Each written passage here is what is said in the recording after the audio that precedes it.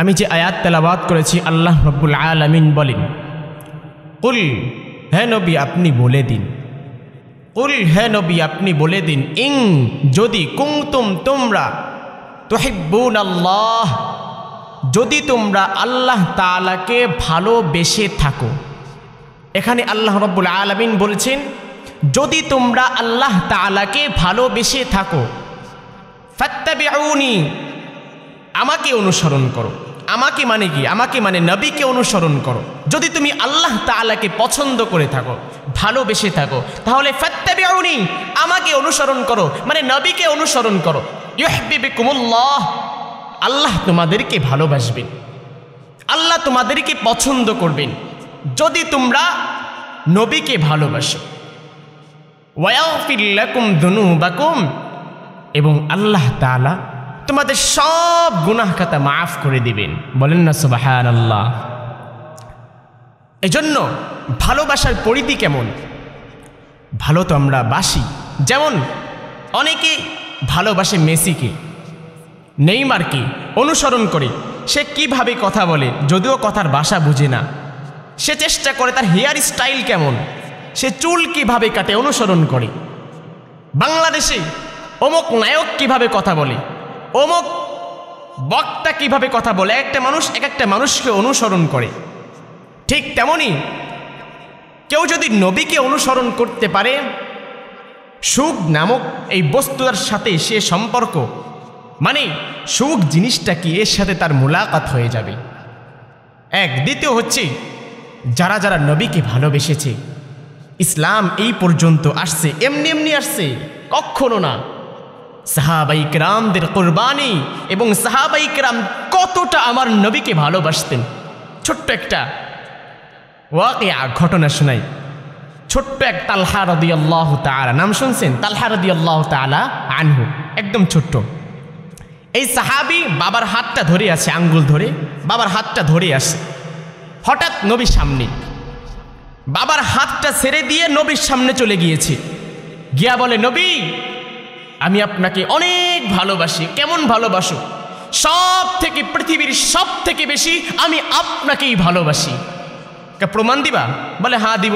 কি করতে হবে বলেন? অর্ডার দিন আমাকে, শুধু অর্ডার দিন, শুধু আমি, আপনি অর্ডার দিবেন, অর্ডার দিতে দেরি হবে, আমি মানতে দেরি করব না। বলে ঠিক আছে। তাহলে নবী মস্কারা করছেন, দুষ্টমি করছেন, যাও তোমার বাবার কল্লাটা নিয়ে আসো আমার কাছে, তোমার বাবার কল্লাটা আমার সামনে নিয়ে আসো।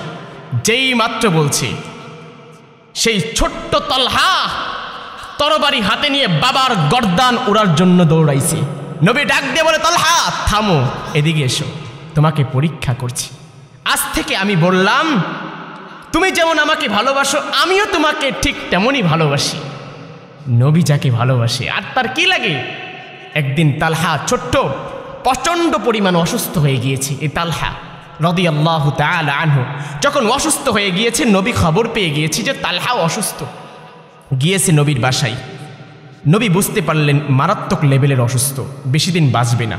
নবী তার পরিবারকে বললেন, শোনো, তালহা হয়তো বেশি দিন বাঁচবে না, তবে যখন মারা যাবে আমাকে খবর দিবে, আমি তার তালহা রাদিয়াল্লাহু তাআলা আনহু এর জানাজার নামাজ আমি নবী পড়াবো। ঠিক আছে। নবী চলে গিয়েছে। তালহা জিজ্ঞেস করছেন তার পরিবারের কাছে, নবী আসছিল? বলে হ্যাঁ। কি বলেছে আমার সম্পর্কে? তা তিনি বলেছেন, তুমি যখন মারা যাবে তাকে দাওয়াত দিতে বলেছে, জানাজার নামাজ নবী পড়াবেন। তালহা রাদিয়াল্লাহু তাআলা আনহু বলে, না, নবীর আসার দরকার নাই। বলে কেন? বলেই, আমি যখন মারা যাব, নবীর আমার থেকে নবী বাড়ি অনেক দূরে, নবী মাঝখানে ৩-৪টা গোত্র আছে, কাফেরদের গোত্র। আমি যদি রাত্রে মারা যাই, তাহলে নবী সেই গোত্র পাড়ি দিয়ে আমাদের বাড়ি আসবে। যখন আসবে, কাফের বেঈমানেরা রয়েছে যারা কিনা আমার নবীর উপর হামলা চালাইতে পারে। যদি হামলা চালাই, আমি কবরে গিয়েও শান্তি পাবো না। এজন্য থাক না, নবী জানাজার পড়ার দরকার নাই, আপনারা পড়াই মাটি দিয়ে দিয়েন। রাসূল পাক সাল্লাল্লাহু আলাইহি ওয়াসাল্লাম খবর পেয়েছেন যে তালহা রাদিয়াল্লাহু তাআলা আনহু দুনিয়ার জমিন থেকে বিদায় হয়ে গিয়েছে, এমনকি তাকে দাফন পর্যন্ত দেওয়া হয়ে গিয়েছে। তার পরিবারের কাছে জিজ্ঞেস করলেন, তলহাকে তোমরা কেন দাফন দিলা? আমি তো তোমাদেরকে বলেছিলাম দাওয়াত দিতে আমাকে, আমি তলহার জানাজার নামাজ পড়াবো। নবীকে সব কাহিনী খুলে বললেন যে তালহা এটা বলেছেন। নবীর ভালোবাসা আরও বেড়ে গিয়েছে। দাফন শেষ, পরের দিন নবী তালহা রাদিয়াল্লাহু তাআলা আনহু এর বাড়িতে হাজির হয়ে গিয়েছে। বলে, তালহার কবরটা কোথায়? বলে, ওই যে তালহার কবর। যেই মাত্র তালহা রাদিয়াল্লাহু তাআলা আনহু এর কবরের সামনে গেলেন, নবীর চক্ষু দেখে টপ টপ টপ টপ করে পানি পড়া শুরু হয়ে গেল। সাহাবাই কেরামদের বললেন, ও সাহাবাই কেরাম, তোমরা পিছনে দাঁড়ায় যাও, দাঁড়ায় যাও। সাহাবাই কেরাম পিছনে দাঁড়িয়ে রইল। নবী দুহাত তুলে আল্লাহ তাআলাকে বলে, আল্লাহ, আমার তালহা আমাকে কতটা ভালোবেসেছে। ছোট্ট বালক, আমি জানি।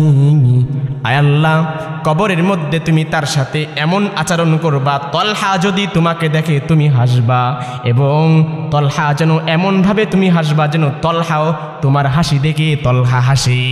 আল্লাহু আকবার! কেমন ভালোবাসা বাড়ছে নবীকে দেখে। এজন্য আমরা মুসলমান ভাই, যেখানে এখানে যত মানুষ রয়েছে, আমরা ভালো ঠিকই বাসি। বাবা সন্তান হিসাবে কথাগুলো বলছি, রাগ করা যাবে না। আমি আপনাদের সন্তান, সেই হিসাবে বলছি।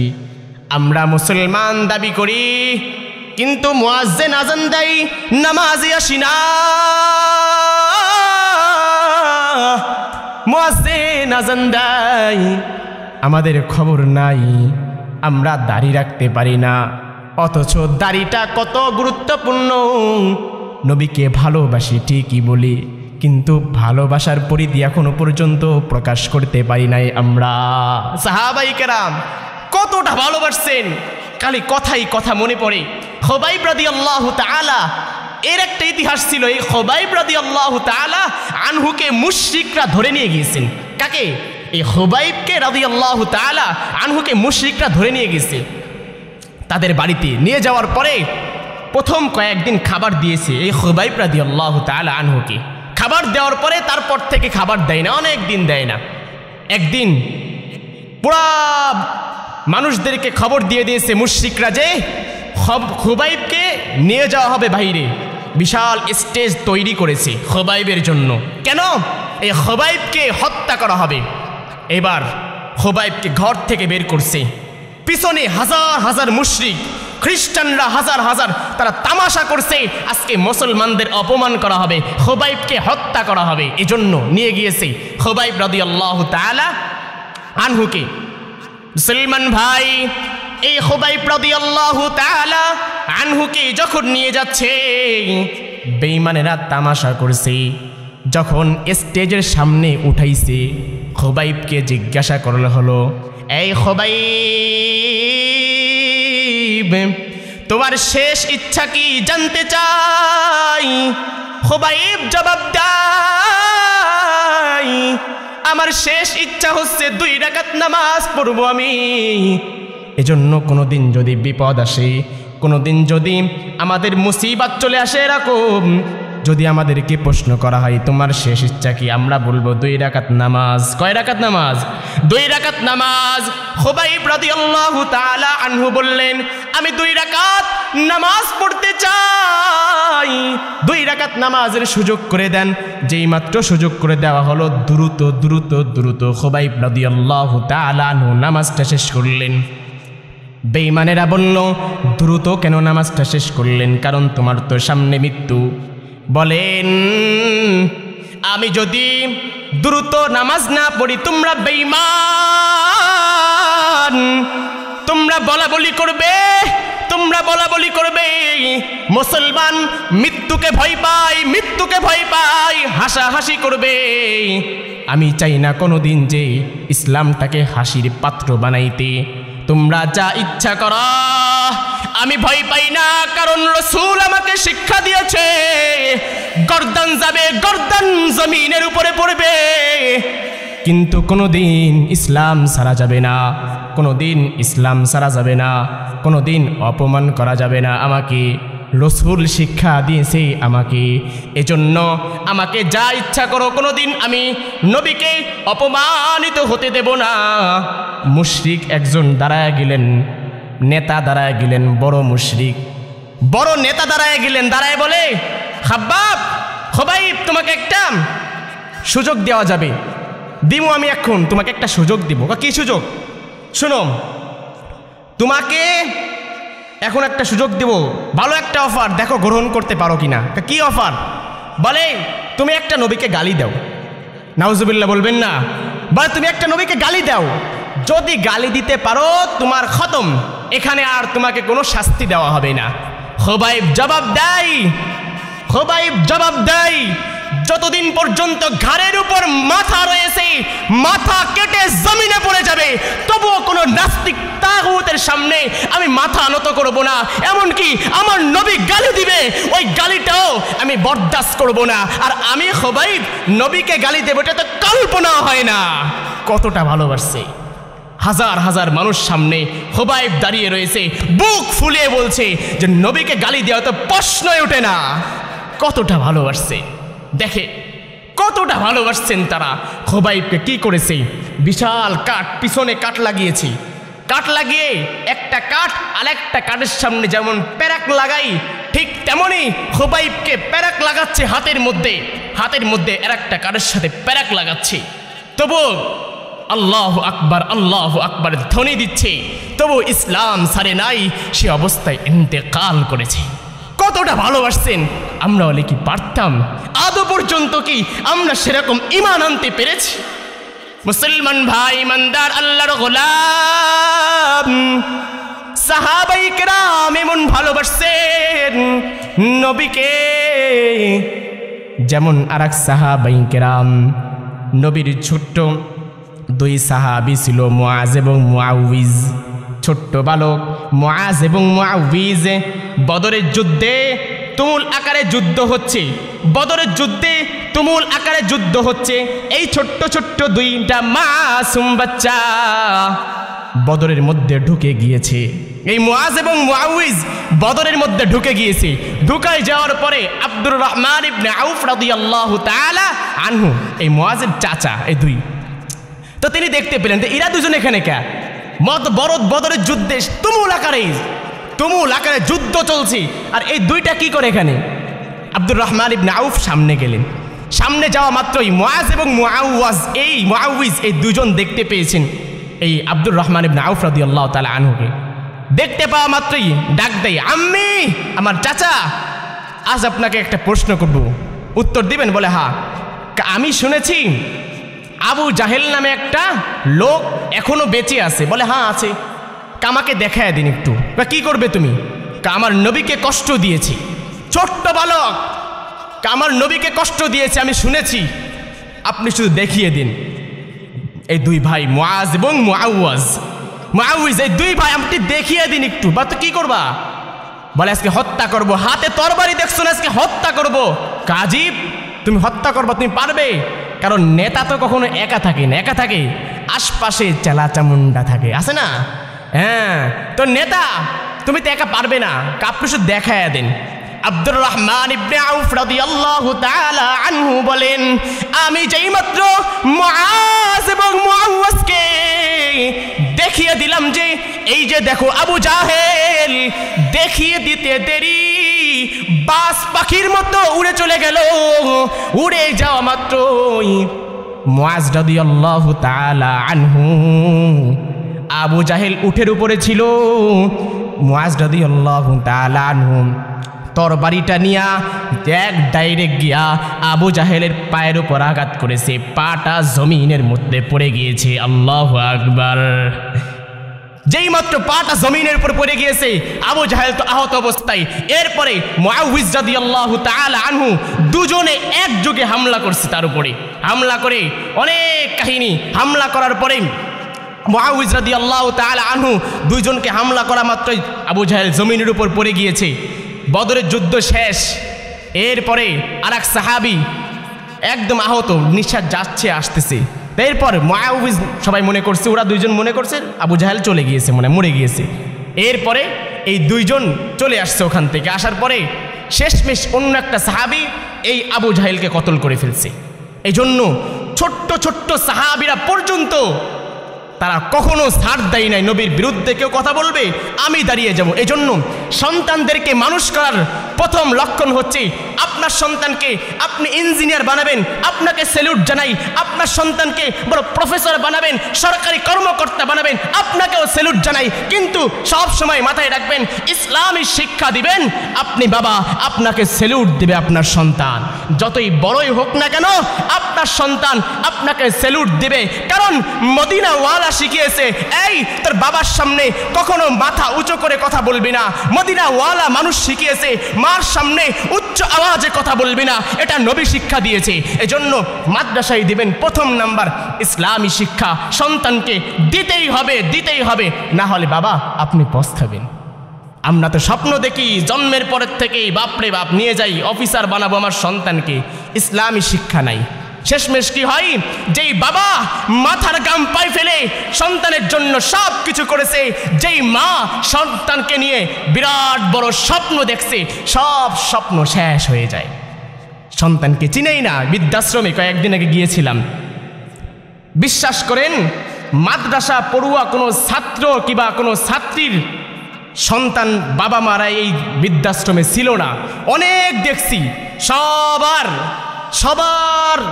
একটা প্রশ্ন, আমার সন্তানকে প্রফেসর বানিয়েছি, আমার সন্তান সরকারি কর্মকর্তা, বড় বড় প্রফেসরের বাবা মাইনি ওখানে রয়ে গেছে।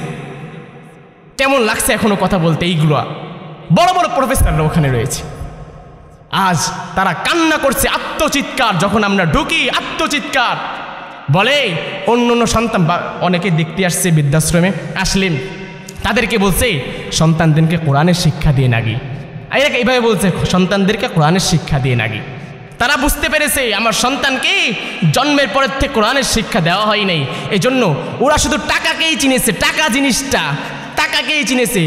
মাইয়া বিয়া দিবে, অনেক সময় আছে মাইয়া বিয়া দিবে, আগে ফোকাস দেয় টাকা আছে কিনা, ও যে মানুষ কিনা, যার কাছে দিমু আমার মাইয়াটাকে ও কি মানুষ কিনা এটাই দেখে না, আগে টাকা আছে কিনা।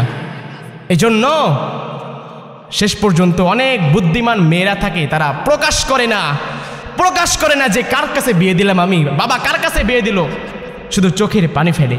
মেয়েটাও ওখান থেকে আসতে পারে না, কারণ বাচ্চা যে আছে, 2 দিন পরে ঘাড় ধাক্কা দিয়ে বের করে দেবে বাবা মা। অনেক কাহিনী এগুলো। এই জন্য সব ক্ষেত্রে ইসলামী শিক্ষা নবী শিখিয়েছেন, সাহাবায়ে কেরামদেরকেও নবী শিখিয়েছেন।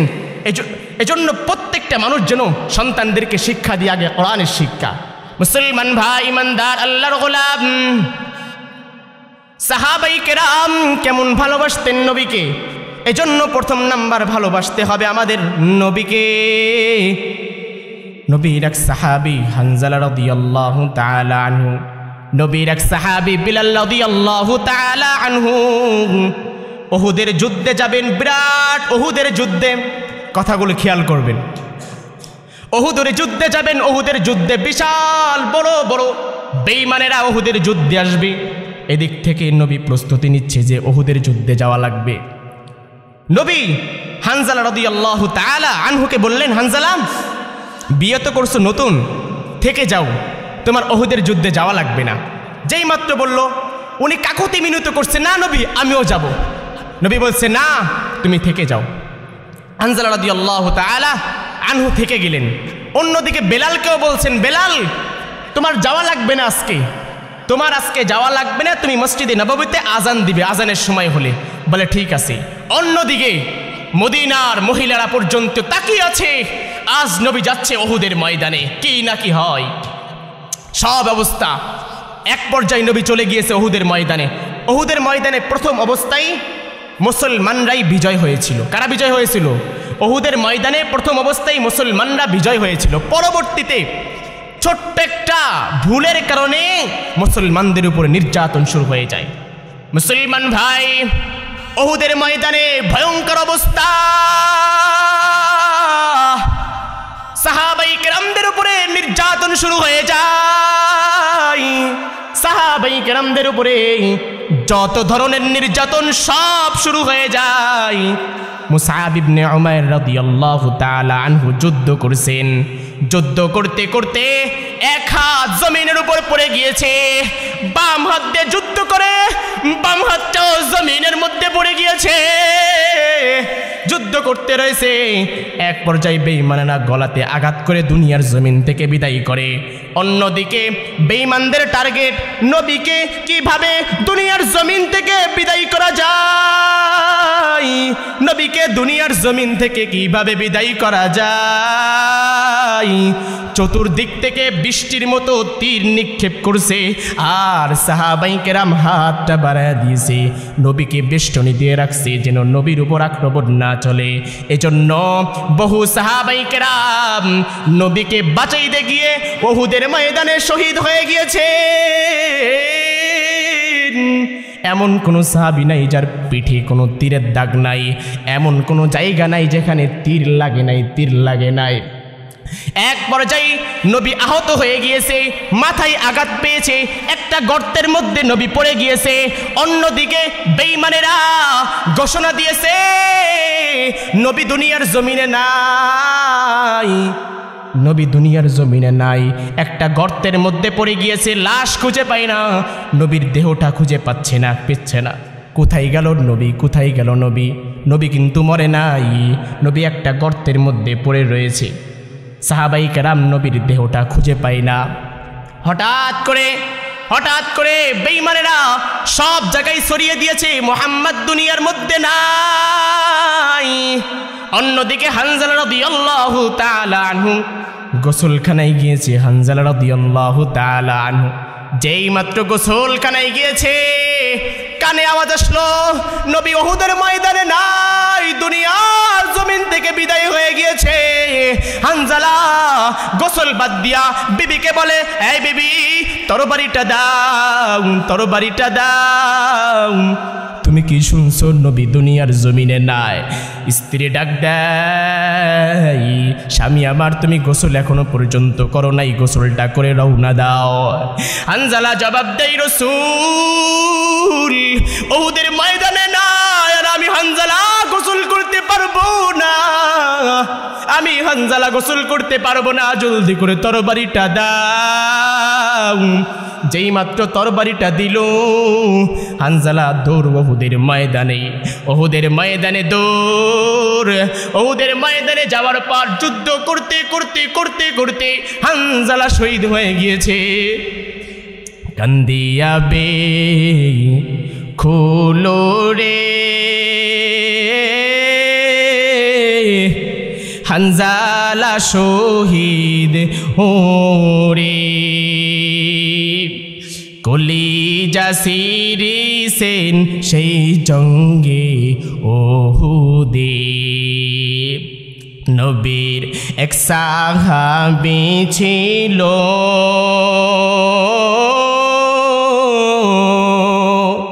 হানজালা নামেতে,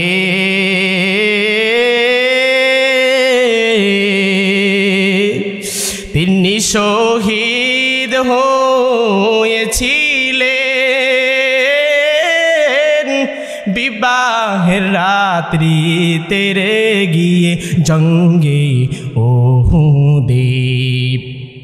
নবীর এক সাহাবী ছিলেন, হানজালা নামেতে, তিনি শহীদ হয়েছিলেন বিবাহের রাত্রি তেরে গিয়ে জঙ্গে ওহুদে। একদিকে হানজালা দৌড়ায়, অন্যদিকে বিলাল আযান দেয়, হাইয়া আলাস সালাহ। এমন সময় বিলালের কানে আওয়াজ আসলো নবী নাই, নবী দুনিয়ার জমিনে নাই। বিলাল আযান বন্ধ করে উহুদের ময়দানে দৌড়। যেই জমিনে নবী নাই, ওই জমিনে আর কোনোদিন বিলালের কণ্ঠে আযান উচ্চারিত হবে না। অন্যদিকে মদিনার মহিলারা দৌড়ায়, পাগলের মতো মহিলারা দৌড়ায় উহুদের ময়দানে। যেই জমিনে নবী নাই ওই জমিনে আমি মহিলারা বেঁচে থেকে লাভ কি? মহিলারা দৌড়ায়। একজন ডাক দিয়া বলে, মা তোমার অমুক সন্তান দুনিয়ার জমিনে নাই, বিদায় হয়ে গিয়েছে। মহিলা চমক দেয়, আমার সন্তান দুনিয়ার জমিনে বিদায় হয়েছে, আমি জানতে চাই না, আমি জানতে কেমন আছে। আর একজন ডাক দিয়া বলে, তোমার অমুক স্বামী দুনিয়ার জমিন থেকে বিদায় হয়ে গিয়েছে। তারা বলে, মহিলার জবাব দেয়, আমার স্বামী দুনিয়ার জমিন থেকে বিদায় হয়েছে, আমি জানতে চাই না, আমি জানতে চাই আমার রসূল কেমন আছে। আর একজন বলে, তোমার অমুক সন্তান দুনিয়ার জমিন থেকে বিদায় হয়েছে, বলে আমি জানতে চাই না, আমি জানতে চাই আমার রসূল কেমন আছে। যেই মাত্র কানে আওয়াজ আসলো নবী এখনো দুনিয়ার জমিনে বেঁচে রয়েছে, সাথে সাথে সিজদার মধ্যে লুটিয়ে পড়ল। কেমন ভালোবাসা বাসছেন সাহাবায়ে কেরাম। আর আমরা মুখে বলি সাহাবায়ে কেরামকে ভালোবাসি, বাংলার জমিনে কত বেঈমান আমার নবীকে গালি দেয়, কোনো প্রতিক্রিয়া নাই। এ ভাই, আজ থেকে প্রতিজ্ঞা করো, বাংলার জমিনে কোনো বেঈমান যদি আমার নবীকে গালি দেয়, বাংলার জমিনে কোনো নাস্তিক তাগুত যদি আমার নবীকে গালি দেয়, প্রথম নাম্বার হচ্ছে জনগণ হিসাবে আদালত এর বিচার করবে। আদালত বিচার করবে। আদালত যদি বিচার করতে ব্যর্থ হয়, নাকচ করে দেয় ওমর, উসমান, আলী এর মতো তরবারি নিয়ে দাঁড়ায় যাবে। যতক্ষণ পর্যন্ত বেঈমানের কল্লা জমিনের উপরে না পড়বে, অতক্ষণ পর্যন্ত বান্দা মাঠ ছাড়া যাবে না। পারবো না ইনশাআল্লাহ, পারবো না ইনশাআল্লাহ। কোন নাস্তিক তাগুত ইসলামের বিরুদ্ধে কথা বলবে, নবীর বিরুদ্ধে কথা বলবে, কোন মানুষ চুপ থাকতে পারে না যতক্ষণ পর্যন্ত ওই বেঈমানের কল্লা জমিনের উপরে না পড়বে। এজন্য আজ থেকে প্রতিজ্ঞা করবেন মুসলমান ভাই, কল্লা নিতেই হবে যদি বেঈমান যদি আমার বিরুদ্ধে, নবীর বিরুদ্ধে কথা বলে।